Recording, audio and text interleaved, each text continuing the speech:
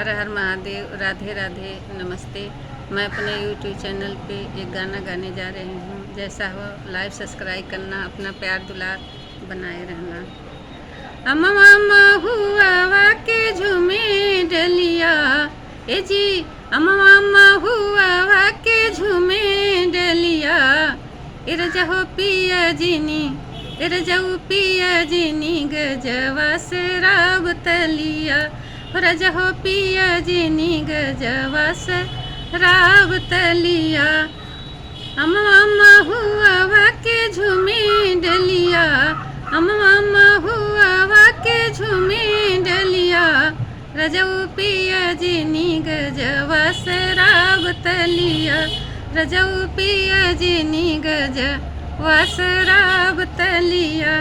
सास मोरी मारी है, ससुर गरियाई है, सास मोरी मारी है, ससुर गरियाई है, तनवा के मारी है परोसिन बढ़िया, तनवा के मारी है परोसिन बढ़िया, रजऊ पिया जीनी गजवा शराब तलिया, रजहो पिया जीनी गजवा शराब तलिया।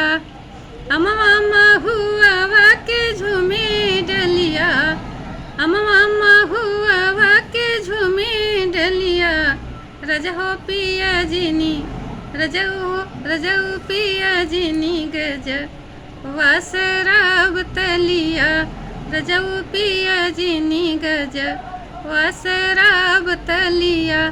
जेठ मोरा मारी है, जेठान गरियाई है, जेठ मोरा मारी है, जेठान गरियाई है, तनवा के मारी है परोसिन बढ़िया, तनवा के मारी है परोसिन बढ़िया, रजऊ पिया जीनी गजवा शराब तलिया, रजऊ पिया जीनी गजवा शराब तलिया।